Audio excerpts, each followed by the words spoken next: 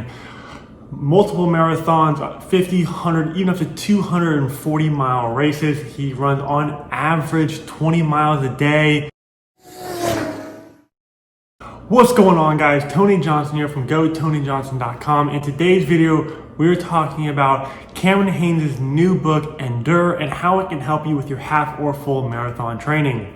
Now, I just finished listening to his book on audio, and there are a lot of lessons that you can take from this book that will help you with this training. Now, if you don't know who Cameron Hanes is, he is from Oregon, and he sums himself up as a bow hunter, but in reality, he's a lot more than that. He's also into ultra runs and races, ran multiple marathons, 50, 100, even up to 240-mile races. He runs on average 20 miles a day.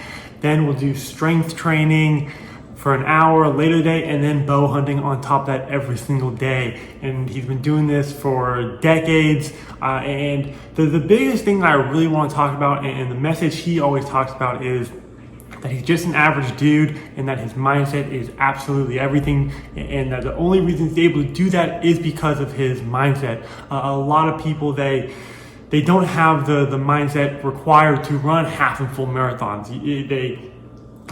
They let their body do all the talking for them and not their mind, right? They start feeling pain in their knees, in their ankles, their feet, hip, or whatever it is, because that's gonna happen when you run a marathon, especially in the later 6 to 8 miles. Your body will start to break down, and everything after that becomes mindset. And if you can't have your mind override your body, then it's really gonna hurt your performance and your runs. And so one of the things he talks about is that he doesn't take any off days. He trains 7 days a week, even though he's running 20 miles a day and doing the strength training and the bow hunting. And his whole message is, my mind is stronger than my body, and that my body will do whatever my mind tells it to do. And he talks about some of the stories of when he's bow hunting, but also when he's running 100, 240-mile races that he's beat up, that his body's breaking down, that he's going on the basic ups and downs of running, which you experience when you do half and full marathons. I can't even imagine what it would be like doing a 240-mile run. It just seems crazy to me.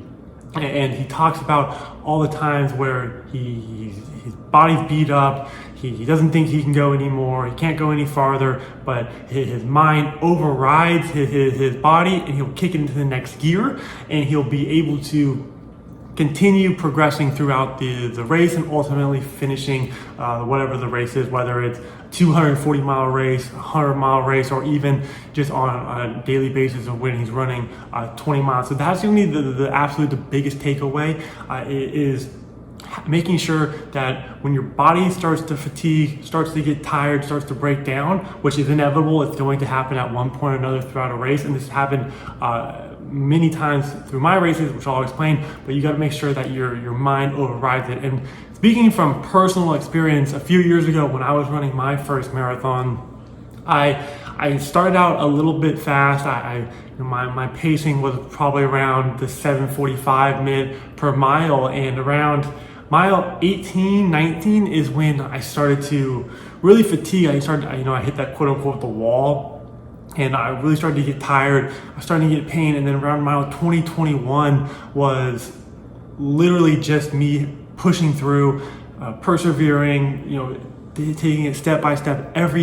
Every step hurt. My feet were really killing me. My ankles, my knees were bothering me a little bit. My quads and hamstrings were like, it felt like they were on fire. It's kind of like if you're at the gym and you're doing squats or any type of quad exercise, and you do 20, 30, 40 reps with a certain amount of rate, you can feel that fire, that burn in your quads. That's what it felt like for every single step for about 5 to 6 miles.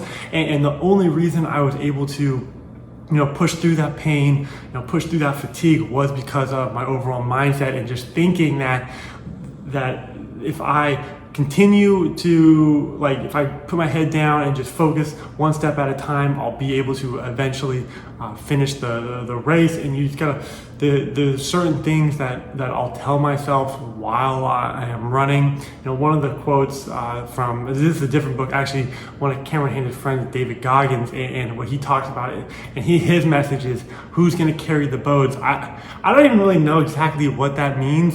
He talks about it in his Navy SEAL training, but that was one of the messages and the quotes I kept saying to myself over and over and over again, is who's going to carry the boats? And it just really helps me push through the pain, the fatigue, to overcome those obstacles. Because ultimately, if you really break down running, and really any sport, it's really all mindset, right? If you listen to like Tom Brady or Michael Jordan or Tiger Woods, they all say their perspective sport is 90% mindset and then 10% the skills, the tactics, and the strategies. And it's the exact same thing with running. It's really your mindset has to be very strong. It has to be able to like I said, overcome the challenges, the boredom. Even running 26.2 miles, it gets boring.